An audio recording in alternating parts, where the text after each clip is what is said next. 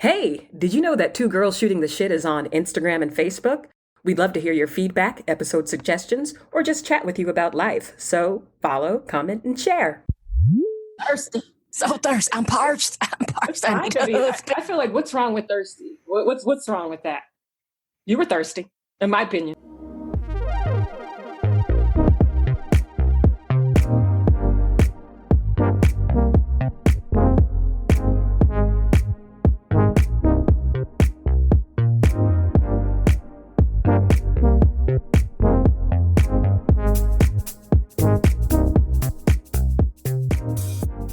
Bow chicka bow wow. Hey girl, what's up? How you doing? Okay. You kick it off, girl. Well, on Sunday, you and I were having a little chit chat about some friendships of ours that have changed over the years. Our friendship that's changed and grown over the years. Mm-hmm. And we were discussing just how upset we get when friendships end. And then it kind of dawned on us, like, why do we have this expectation that relationships, whether they be platonic or romantic, last forever? Mm-hmm. Kind of makes sense that they would end, right? Yes. It makes sense that they will end. I've had several friendships end during the pandemic. And what I found was that they had a reason in the season. They were there for a purpose. They served their purpose, and that was it. There was no need to be attached to keeping them forever. And what I found was that each of these relationships was a codependent relationship. So it was a relationship where we were getting self-worth or feelings of self-worth through the relationship. So outside of myself, like, I don't value myself, but through this relationship, I have worth. I have a purpose now. And I think understanding that really helped me to not be attached to the outcomes, because each of those friends had a very specific purpose in my life, and I wouldn't be the person I am now without them. So I appreciate it, but I am a different person and we're not aligned. So when things are misaligned, there's a conflict. And so that's just time to go. I don't know if you see this, but that's my head exploding, because this whole idea, this concept of codependency is brand new to me, but it really casts light upon a lot of what I went through, why I went through it. I wish I had known more about it in my 20s, let's say, because I think that's when I really, things changed. Yeah, but had I known, I mean, when we were having this conversation, I looked up, there's like a poem that says that each person is there for a reason, a season, or a lifetime. Mm-hmm. And there were a whole bunch of websites that talked about it. And they said, as soon as you understand whether or not a person is in your life for a reason, a season, or a lifetime, you can cope better with their presence and their absence. So, breakups even. I remember, like, I've had some pretty rough breakups. And looking back, I learned so much from each of those relationships that brought me here, that made me a stronger person, that made me a better partner and wife, that made me a stronger individual. And it's weird to think that, you spend so much time being upset over losing a best friend, or I'm putting that in quotes, best friend, or a boyfriend, or something like that, when they serve their purpose and they're off. You can wish them well and go about your life knowing that you did what you needed to do for each other in that set time, and go on and live your life and meet more people for more reasons or seasons, or maybe meet somebody for a lifetime. Yeah. But we get attached to it and we judge ourselves. It's some ideal that they have, and that we have to have friendships that last forever. That's a sign of a mark of stability or something. And it's not. Why stay in a toxic relationship? Why stay in a relationship where there's conflict, where you're not satisfied, where your needs aren't being met, and that you're not able to communicate? I think that's the biggest one. If you're not able to communicate, if you're finding that you're having conflict more often than not, I prefer peace. I like my peace. So for me, that's important. We all carry baggage from our childhood and things like that we don't even know. And a lot of times it's our relationship with our parents, and you don't even realize it. And you're carrying that into your adulthood and your relationships with other people. And so it's like, It was mind blowing for me, because once I understood that and was able to put a word on it, I realized how codependent I've been my whole life. And it's just mind blowing. I mentioned something a while ago and you said, yep, that's codependency. And I kind of was taken aback by that. And I was like, because in my mind, codependency was, I need somebody, like I'm incapable of standing on my own. It had like a very negative connotation. And I thought it was a commentary on me as being dependent. which isn't always a bad thing to be dependent on. No, we're else. human. Right. But the more that you've talked to me about codependency and kind of shed some light and given me like links and resources and videos, there was something I saw today in looking a video over where they said that the feelings you get from being surrounded by this person, even if it's toxic, is better than the alternative. So you stay, or you stay that, in a friendship. Right. And it has to do with fear. And we've talked about fear a lot, and it has to do with the fear of what life would be like if you weren't with that person. Who would you be? One sign of codependency, and I have that a lot, is it's insane, and I didn't even realize I did it, is asking other people how you feel. The other day, I called my aunt and I said, I don't know, do I have anxiety or is this fear? Like, am I? How would she know? Right? Exactly. I'm like, why am I asking someone else to tell me how I feel? This is psycho. Like, I'm not giving myself any agency. And so it started coming. I watched a YouTube and the woman was so concise and precise. I said, wow, she is speaking to me. This is me. And it just really opened my mind. It changed a lot of things. Even walking down the street, I can tell my demeanor has changed. My view, my outlook has That's changed. Beautiful. Yeah. The world seems like a beautiful place. It's people, it's crazy. Like, how is this happening? I'm like, am I like losing some blood in my head or something? Like, what's going on? Do you think that this is, because we talked about awakenings and we joke about this midlife thing, and I don't even really know what midlife crisis is, or if it's a discovery of like who you are later in life, a newfound understanding. But do you think that this is a type of understanding you could have had in your 20s? If somebody told you this and said, hey, the way you're behaving is based on your insecurity or your codependency or your relationship with your parents or your prior experiences. Like, if somebody came to you and said that, and we met in our 20s, I don't know that I would have received that. Yeah, I would have been defensive. Right. Who are you talking to? What? You see me? You don't know me. I got a job. I got all these friends. I'm going to this party, that party, girl. Who are you talking to? Yeah, you were Miss Yelp too. You were going to all kind of events and parties, girl. Yeah. So so what I was doing, what all of that was a distraction. So I wouldn't have to be with myself. And so I'm so grateful for COVID-19. I'm sorry for all of the people who had losses, and that is just tragic. But I really, really am grateful for this time to reflect, because I was always on the go. I call myself Mo on the go. And to be able to sit down and have that peace and reflect and to sit in that discomfort, you realize it ain't even that bad. It's just very interesting. An example of codependency that I had with you is I introduced you to my friends who are where you live, and you didn't talk to them. And so I followed up. I'm like, why aren't you talking to them? Like, I'm trying to control. So that's part of the controlling aspect of codependency. There's several different aspects. It's controlling, avoidance, self-esteem. So it's just a variety of things. 90% of people are codependent. So don't get it twisted.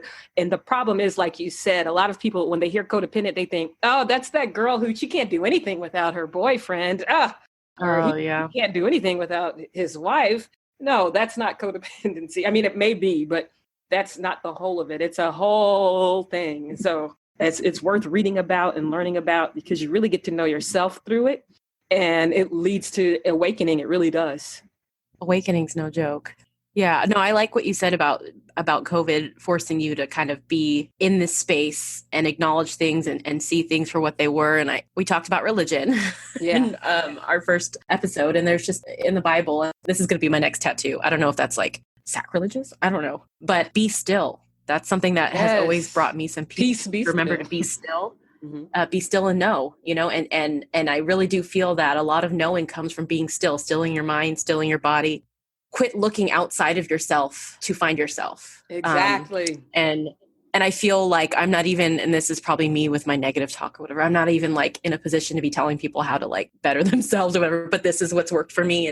And in the moments where I find stillness, where I take time to reflect, where I write, where I am just alone, is when I am most comfortable now with the truth of who I am, what I'm about, what I've been through. I can process that, because I think it's so easy to get in a fight with somebody or break up a friendship, break up a relationship, get divorced, whatever endings to these relationships, and then go seek comfort from somebody else, validate that I made the right choice, do these things. But I think one of the most important things is just to sit with yourself and just accept it. It's mind blowing. And it explains a lot about my personality that I would have never known because I have very rigid boundaries. I mean, when we first met, I wouldn't even tell people my name. I was so you had to make up nicknames, right? I'm like, whoa, people thought I was some kind of investigator or something. I'm like, no, just a codependent. I didn't know at the time. And like you said, like if I were in my 20s, I would have been very defensive if you told me that. I would have felt attacked because I'm getting my value from you telling me something and you're telling me something negative. And so not having that self-esteem and not having that self-worth, I wouldn't have been open to receiving that. So back to the concept of reason, season, and lifetime. Do you have any examples of people who've come into your life just for a reason? Because I feel like that's the one where you are very aware that they're here to help you emotionally, physically, spiritually, whatever, through a specific thing. And then when they go. It's like, whatever. And usually that's the one you're least attached to. Maybe they're springing seasons because I have friends who people come and go. Yeah, like I have a friend, for instance, we met 20 years ago, or not 20, like 15 years ago. And she was very pivotal in my life because she kind of introduced me to some things that were foreign to me, some concepts that were foreign to me that ended up being an integral part of my life. And now looking back, I'm like, was that because I was codependent and started like doing that? But it's not because, for instance, I'm vegan now. I wasn't vegan at the time. She was an artist and hung around a lot of vegans. And so I said, oh, that's interesting. I didn't care. But it was just interesting. She did yoga, hung around vegans, like house music, went to Agape, wow, a spiritual center in LA. And I started going there. And I have never felt, I think part of codependency comes from, like I said, like that low self-esteem and low self-worth. I had never felt welcomed anywhere. And when I went there, I felt welcome. I felt like, this is home. These people are cool. Like, I don't feel threatened by these people. And that's generally how I feel. And so you feel threatened. That comes from trauma throughout life. And it's a natural reaction, but luckily we're human and we're able to deal with that and find better ways to cope in life. I mean, it only took 15 years. I mean, some people never get there. So I'm glad. And I still I don't follow Agape, but I still have those core beliefs that, we're all one with God. Where we are, God is. We are the manifestation of God.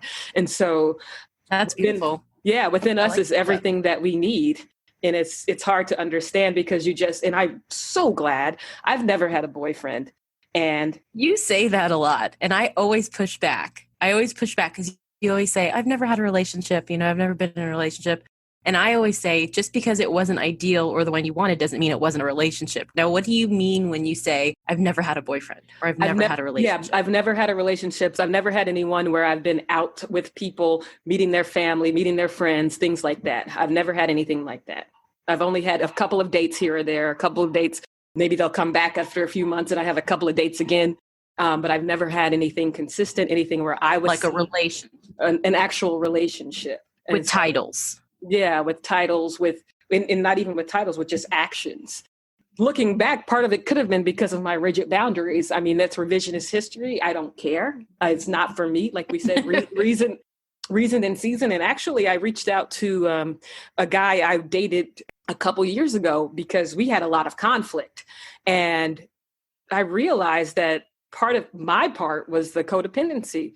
I would say, well, if you're not doing this thing that I think, like taking me out onto this place, then you don't see any worth in me, like in just making up all of these things in my head. Of course, at the time, you don't understand that. But now, like upon reflection, I can see that that's what I was doing. And so I just sent him this video. I've been sending everybody this video about codependency because I'm like, if you want to understand me, you need to watch this video and you will understand me. I'm working on it. And he said, oh, wow. And so we started talking. And anyway, he invited me out to a museum. So we're going to go like as friends. And so, yeah. But how are you going to go to a museum? Aren't things locked down? No, just indoor dining. You just wear a mask and you get a scheduled time. And I feel like that's a whole nother topic because you have feelings on that. I'm sure every New Yorker I know has feelings on that. But I used to be one of those people who would say, I could never talk to an ex. And that's just, you can't talk to people. I mean, it's not an ex as far as like, it's an ex as far as dating, but not as far as a relationship. Right. I cannot be friends with exes. Why is that? If I'm in a current relationship, I feel like it's inappropriate to do that. Do you think it's inappropriate? I don't know if that's just one of the rigid things. If we've been intimate or if we've been in a long-term relationship, like I just don't think it's appropriate. Or maybe I have a lot of trust issues. Let's go there first. Same. That's probably why we bonded. We're probably codependent ourselves. Yeah, girl, you don't. We were war buddies. Yeah, we were. Yeah. But I don't think it's appropriate. And maybe it's my way of saying I would not be okay with that if it was the other way around. I don't know. For a while, I thought, if it didn't work out, I don't need you in my life. Mm-hmm. Like, or some of it was just like, you don't get to have me anymore. Yeah, that's true. I mean, it all depends on the relationship. Like, not everybody has a drag down, knockout. Like, I don't want to. It's just like we're incompatible as dating. As far as dating. I don't know that I've had any of those types of breakups. Yeah, everything I've had has been a very dramatic, traumatic type situation. Yeah, of course, in the time. But now that we are having this awakening, I'm looking at things and I'm like, I can look back at my last relationship and be thankful because out of that, I became an entirely new, stronger, like I left that relationship like I'm a goddess. I'm a damn goddess. And when I meet this next dude who happens to be my husband, he's going to worship me like the goddess I am. And Amen. He did. And he does. It taught me to be more in control of who I allow in my life, what I accept. It was like a beautiful thing. It was a shitty thing, but I learned a lot. And for that, I'm grateful. I'm very grateful. But, we don't have place in each other's lives. So yeah, that's okay with that. Point. Yeah, that's different.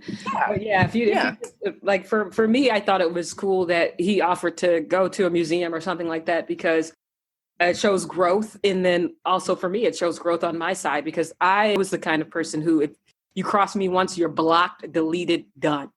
There's no discussion. That's psycho. Because I feel attacked because I'm projecting my low self-worth onto you. Understanding this has completely changed my mind. I feel like my brain's rewired. It's weird. I can't even describe it. The world is anew. The world is anew because this is the first time in a long time that I've been able to reflect because I've never allowed myself to reflect.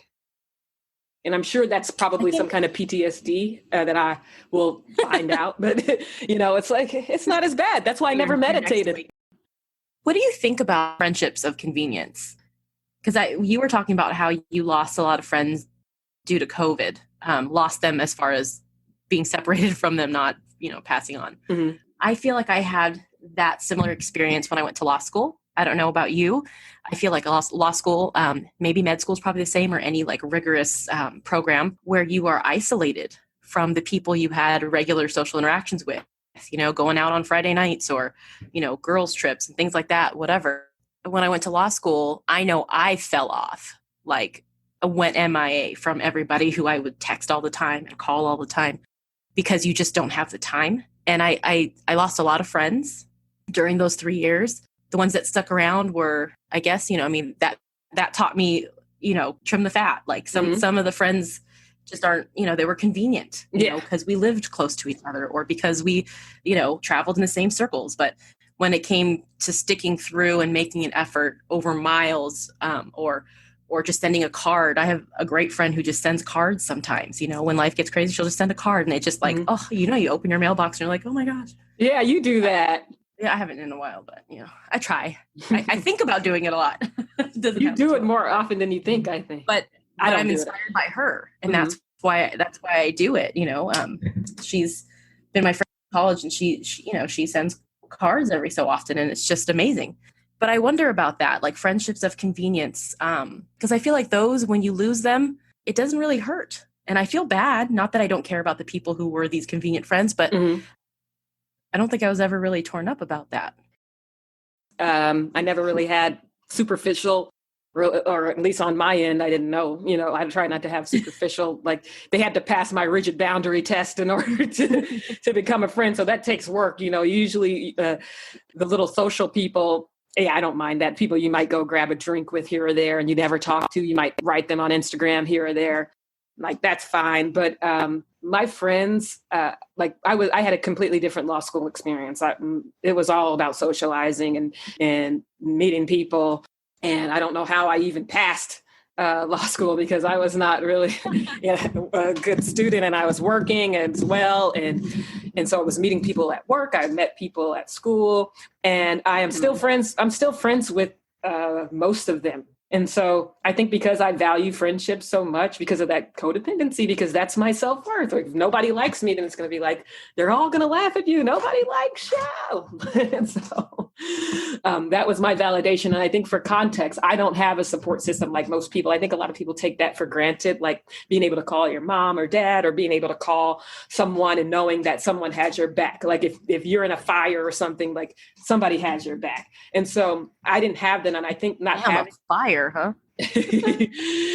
But it's so thinking about that, it's like, I think I put a lot of emphasis on building connection and having human connection, because for me, that meant security and safety. And safety is one of my big things. And so I put a lot into those relationships, and it actually paid off in the end, because it's how I ended up in my current career.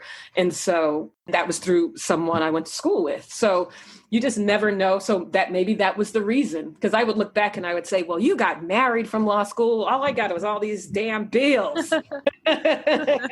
That's the only good thing to have come out of law school for me. And I didn't go in looking for a husband. I wasn't trying to get my MRS. It just happened. Mm-hmm. I'm not going to say anything on the revisionist history. I wasn't looking for a husband in law school. I mean, no, you were looking at him, though. I was looking for a husband. Yeah, but you were getting ready, writing your lists out and everything, and wanting you craved. I was ready. A husband, yeah.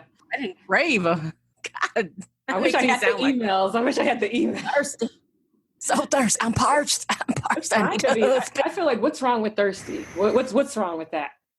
You were thirsty, in my opinion. Well, there's interested, and then there's thirsty. That's a whole different What's thing. The difference? The thirst. What's the thirst difference? Is texting all the time about this person. That's not being thirsty, because you have an interest in somebody. Thirsty is like throwing your jaws at somebody. Oh, okay. Oh, yeah. No, that's not my. No. No, yeah, I had a crush. She was sweet. Mm-hmm. Obsessed. And like I said, you manifested that. He used to, of course, as he should. That's beautiful. Thank you. Right? Right. Anybody should. Dang. Okay. This is why we're still friends. See, we hype each other up. You're my hype girl. I like that. Whatever. I keep it real. For me, I'm trying to learn about, like, what does a healthy friendship look like? Because obviously I have healthy friendships and I had unhealthy ones. And I can't base my value in either. I can't say, oh, look at this healthy relationship. I must be a better person because I have these, it doesn't work that way. It's all from within. So you said healthy friendships. What does a healthy friendship look like? That's what I'm saying. I'm trying to figure it out. Is there a solid definition, or is it? Yeah, I think it's what matters to you. And for me, I don't know. I definitely know it's boundaries, having and respecting boundaries. It's also listening and being able to communicate. That's important. And then everything else. When you say boundaries, what can you explain further about boundaries? Maybe I don't have it. Yeah, they're limitations. So, for instance, if I'm like, you need to do this, or you for instance, there was a time when I wanted to introduce you to a friend, and I said, oh, my friend lives in the same area as you. I think I just said that, but yeah, my friend lives in the same area as you, and then you didn't want to meet up with him, and I was like, well. Oh, how dare you not meet up? You're the one talking about you don't have friends. And to keep pushing. Yeah, and to keep pushing. So it's like I'm trying to control you. It's a controlling thing. Yeah, you telling everybody I feel like I don't have friends. I've said that before too, and that's a reflection I had. It's because for me, it was because I was getting my self-worth from friendships, and I didn't have a friend like 24/7. You know what I mean? Obviously I have friends, and so I'm like, that's so disrespectful. What are they, chopped liver? But luckily they understand, and I'm so glad that I have woke friends, because they get it and they are able to move on, and the ones who aren't. And now that I'm growing, I can't wait to see the friendships I develop. I love that you said you have woke friends. Can you elaborate on that, please? Because that has several different meanings. Just people who have had an awakening, who have done the work to self-reflect and to understand their life, to understand their past trauma, to understand their relationships and how the role they play in them, and to understand their relationship with the world as well, and to not be insular, to understand that there is something beyond them in this world. So that's a woke. That's a woke. Yeah. Friend. Mm-hmm. Okay. I like that. Yeah. So I never have those problems. Like I see people, they're like, oh my God, my Facebook friends keep posting this ridiculous. I'm like, I don't associate with those kind of people. I'm not aligned with them. I mean, not that I'm closed-minded. It's just like, we're not aligned. Some of my closest like relationships and as a kid were, those were with people who may have been like, I talked to an old mentor and she was saying, I can't believe all these people are dying. And I was like, yeah, right. I can't believe it. And she said, yeah, they need to open up everything now so people can get jobs because they're dying because of that. So that's what she was talking about. You guys are on two different messages. You have to pick your battle. So I kind of just, laughed and that was it. I don't have to talk to her anymore. Like it was just like we hadn't talked for 20 years. Yeah. So there's no need to. Exactly. There's no need to control. I gave up on Facebook. So a lot of that toxic, superficial friend stuff is I'm on there, just kind of see what you're doing, check in on like my people, but everything else I've had to really put my self-discipline to work and just really just keep going, keep scrolling, don't pay attention. Cause I used to be like internet warrior and I'd be fighting people over political things, there's some mom wars. We need to do like a episode on mom wars. Yes. But like there's, breastfeeding moms versus formula moms, working moms, stay at home. Like there's always like some sort of battle happening over anything. Mm-hmm. People have this desire that they are right. Like I'm vegan. I don't go on sites and be like, well, you're not a good vegan. And so that's what they do. They go on these different groups and they talk trash to other people and then when I realized that's codependency. All of these Facebook groups, is capitalizing off of codependency. They're probably the biggest example of what codependency is. People go on there and post pictures of their food and themselves and say, look at me. And people say, am I a bad person? I like XYZ. And I tell them, I constantly tell them, why are you coming onto a platform of strangers you don't know and asking us to tell you who you are? They cannot make a heaven or hell for you. So I don't understand. Like, I just don't, I'm saying it because I definitely was a person probably in the past. So I get a little, and it's like, I just wanted acceptance. A little heated over here. I wanted connection. Like, I didn't want somebody to validate me as far as saying, oh, you're cute or something like that. I just wanted somebody to be like, hi, let's spend time. Like, let's chat, cause I just like that human connection. But it sucks because people have such low self-esteem, even when they don't know it, because I didn't know I had low self-esteem. I know it when I was younger, but not, in the later years. And so to see that, it's insane. I've left so many groups because people are just begging and pleading for attention and just for validation. Yeah. How do we fix it? I don't know. Is it to be fixed? That's the codependent in me. How do we fix it?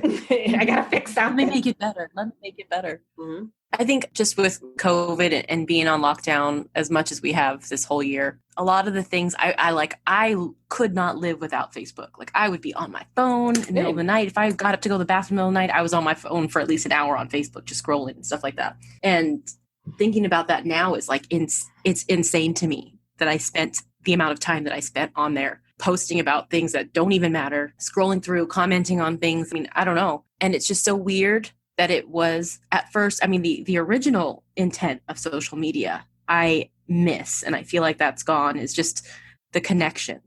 Exactly. That's what I want. Yeah. And it's not that anymore. Now it's a validation. How many likes and followers can I get? How many people can I get to fight over this political post I put on here? Let's pop the popcorn and watch them get crazy. That type of stuff. Like it's such a huge waste of time. It is. I was on Facebook a lot, and what did I get out of the time that I could have been? When was this? Reading a book? Spending time with my kids. Oh, that's what I was going to ask. That's what I was trying to get to. If you had kids. Right. Like just think. Yeah. You could have been spending that time with your kids. Yeah. And I stopped. I got off Facebook in January of this year because I was like, you know what? it wasn't fun anymore. It felt like a job. And so I got off, and like for a good 5 or 6 months, it was amazing. Like I felt, this sounds ridiculous. I felt free, and I didn't miss that validation, which is weird. Maybe I learned to find it from real things in my environment that I could, like, through my children, through yourself. Myself. Well, I do think, I don't think it's bad to feel validated not at all. Other people. But it's bad to seek it constantly. Yeah. If you can't feel validated within yourself, that's a problem. Right. I believe. Because you'll never be satisfied. and that's when it becomes unhealthy, is you start at, at whatever cost you need to get it from people, because you can't feel it yourself. So you're doing strange things for a compliment. It's ridiculous. For me, my social media is limited. I have it private. So I used to have it public, and then I've always been private. Yeah, I keep it private, and I keep it limited to people I actually know, at least for most of it. And then people I'm actually friends with. So if we haven't like had a dinner together, we haven't sat together, we haven't spent some kind of physical time together, then I'm not your friend. But on like Instagram or something, I had it public for a while because I was trying to use it to get dates and stuff. And then I gave up on that and just, I gave up on that, and then it's private again. It was always a diary, but like reflecting on it, I think it was fake.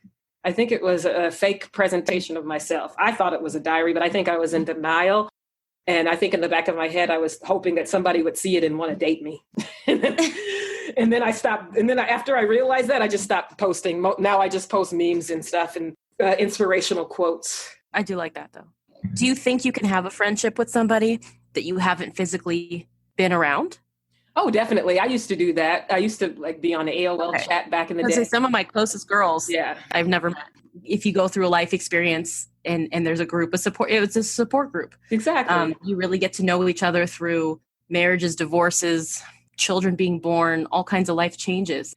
And it's an intimacy that I think you can have with friends, even more so because you're not physically in their presence. Mm-hmm. So you're free to just share. Do you think that you have an image you're trying to portray? Like, what is it about social media?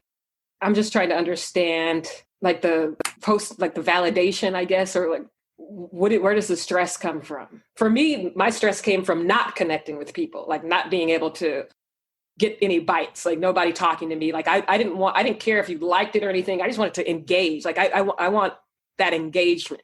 I don't need a like I don't need anything. DM me or something, message me, let's talk. I was constantly craving that engagement.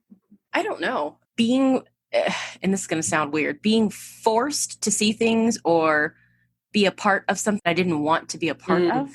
Is that and you couldn't block or like hide or... I guess you can. I don't know what the algorithms are either, but I feel like there's a lot of friends that I've lost touch. And when I realize that I've lost touch, I'm like, what happened? And they've been posting and I haven't seen any of it. Yeah. And that's a sad thing to me. And maybe it's like, okay, well, if I wasn't intentionally looking for it, then maybe we weren't that good of friends. But I only have maybe like 5 people who I will intentionally go to your page and see what's going on. Or I will go to somebody's page and see what's going on, and it's kind of like, oh, I miss so-and-so. And then you look and it's like, they've had this whole life. I don't even look at anybody's page. and it's but I just think, the stuff that I'm seeing isn't necessarily what I want to see. I don't know. Yeah, I'm thinking about deleting it, but I don't know. I think I'm going to keep it just to keep in touch with my close friends, but I'm going to get off of the group part, because that's not serving me anymore.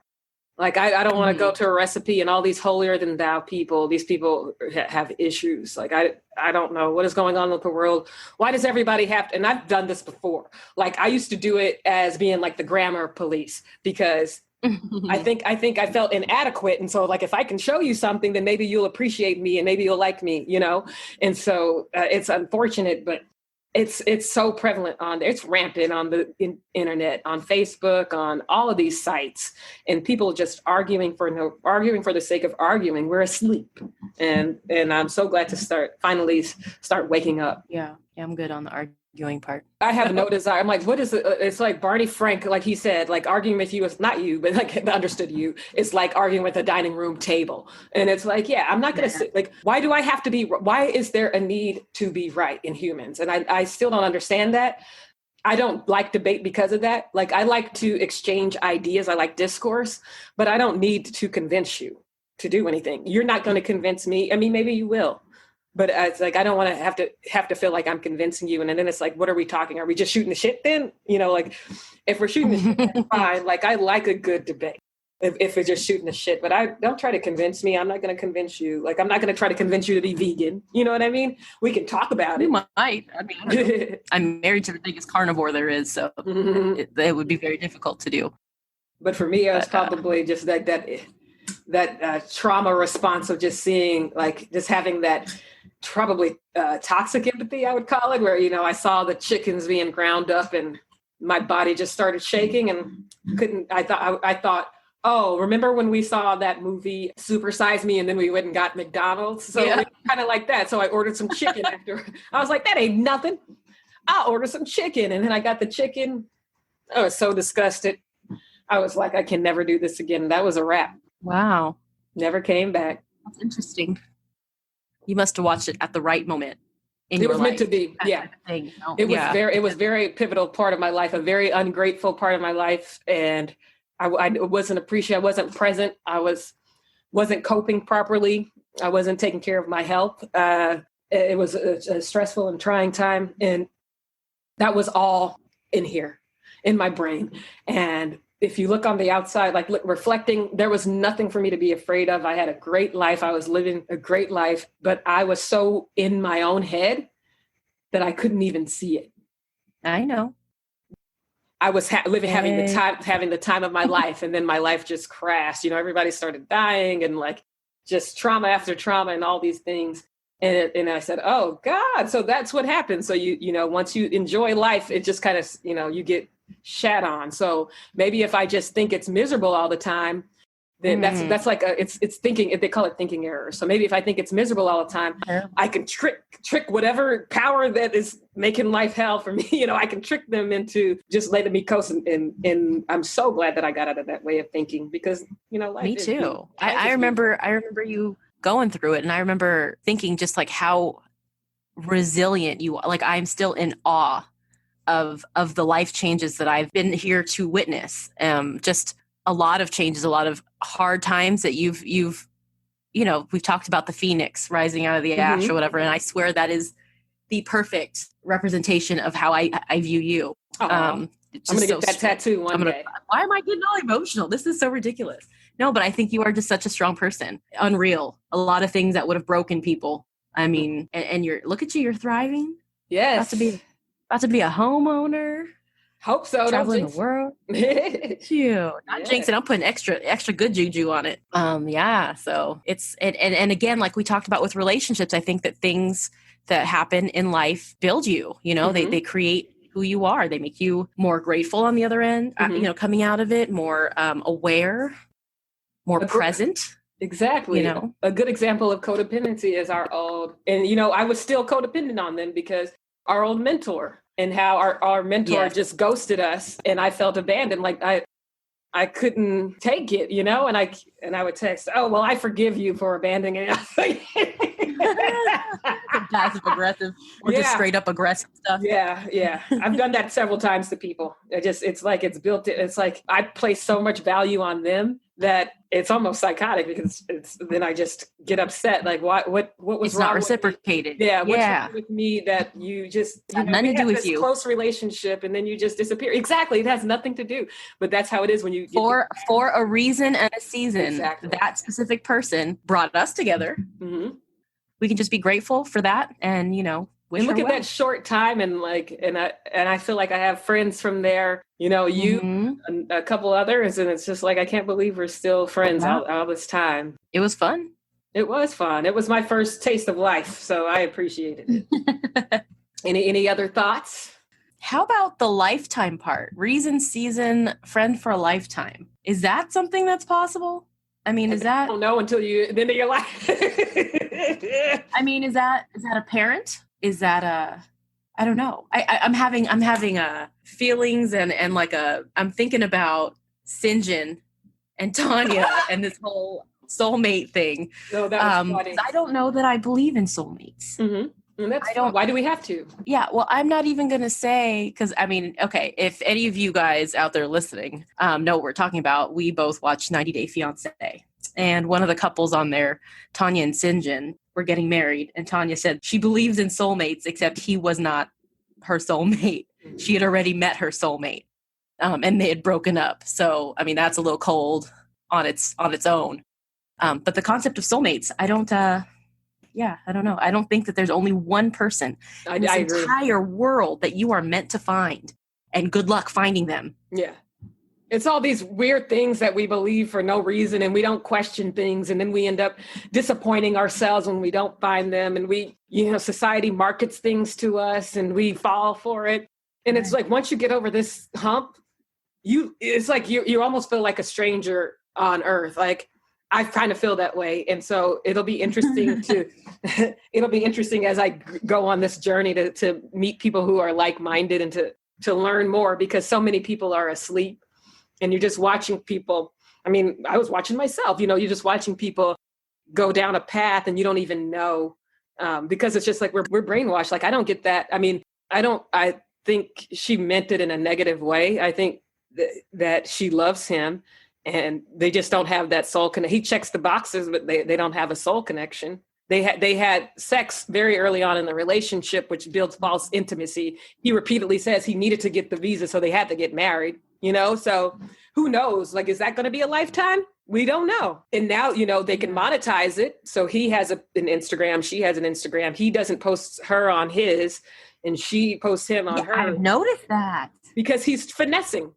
There how many thirsty women out there who are trying to slide into his DMs. He's a cutie pie. Come on. I mean, if he worked, I might have slid in there. Let me stop. You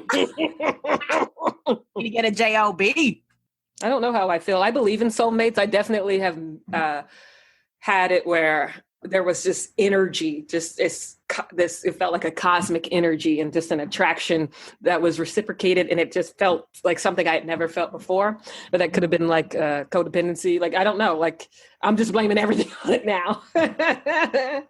I've had a moment like that, like a movie moment, like, I feel like, in the movies, like I remember I was walking out, I was in college, was walking out of a dining hall, and somebody was walking in, and I was going to put my tray away.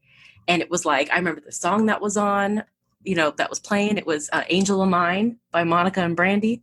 And it was like we locked eyes, and it was just like slow. Everything was in slow motion. And then it was just like, and it was a movie moment. It was weird. Not my type at all. Yeah. It was just weird, but it was a move. It was an energy. Yeah. There's an energy, and it's like, it's electricity, like that's surging through your body.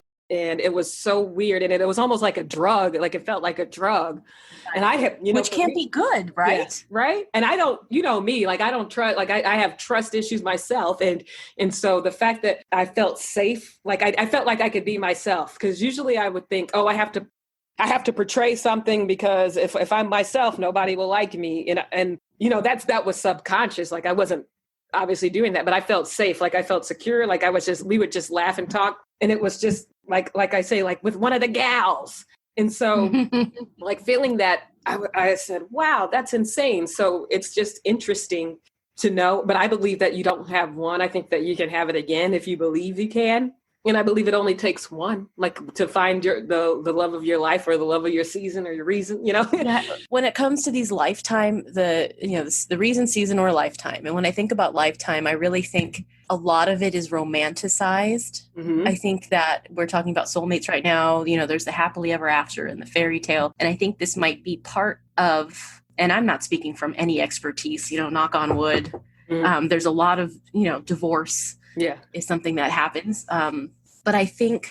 And what's wrong with divorce? I feel like people say, oh, divorce is bad. No, if you're in something that's not working for you, good on you for getting out of it. Like we were saying, like, these are old archaic rules that marriage was created. It may not be a lifetime, and that's not wrong, but people are so outwardly, externally focused. I have a differing viewpoint on that. And maybe it is coming from a faith background, or just, the way my family is, or whatever. I don't know. I mean, definitely if you're in a unhealthy relationship, you're being abused, or you're hurting, I can see that. But I also see one of the things that I love in my husband is a commitment to marriage. Yes.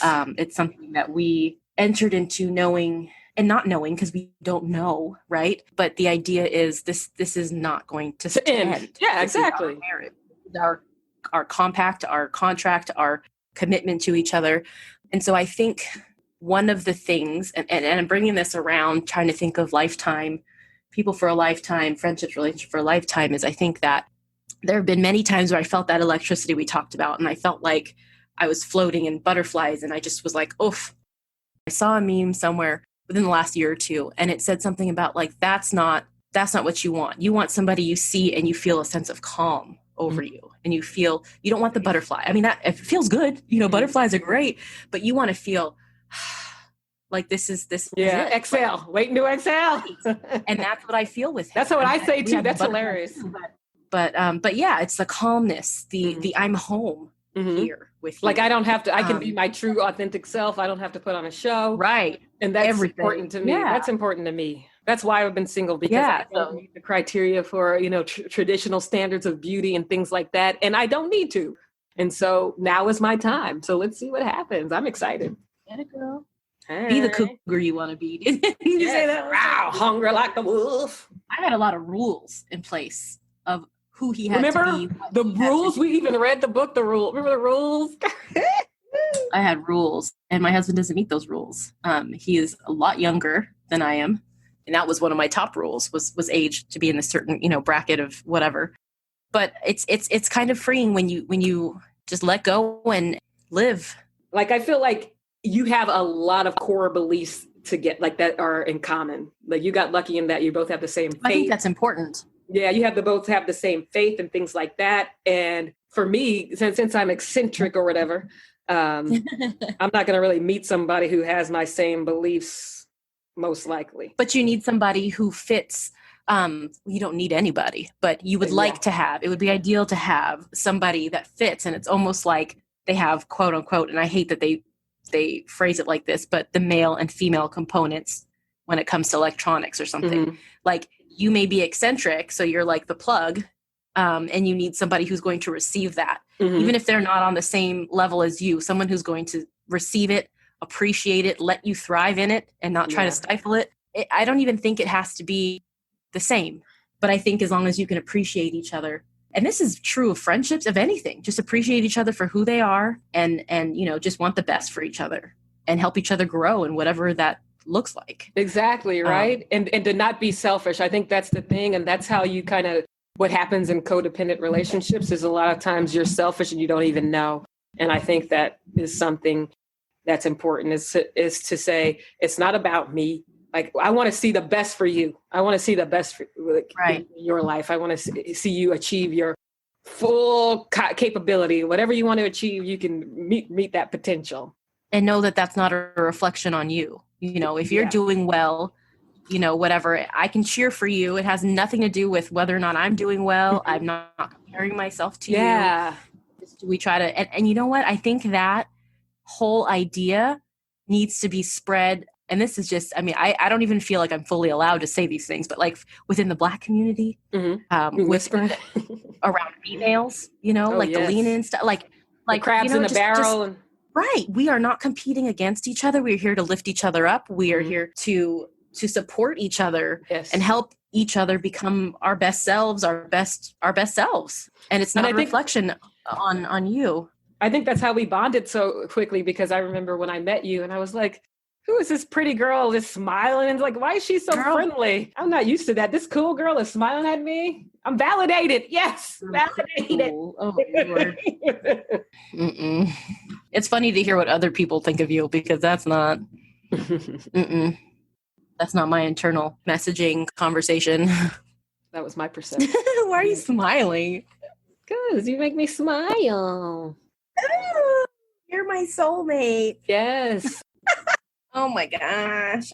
Womp, womp, womp. Well, so that's just a little chit chat about codependency and, some friendship stuff. I think there's a lot that we still want to talk about. Always. I wanted to talk about friends with benefit.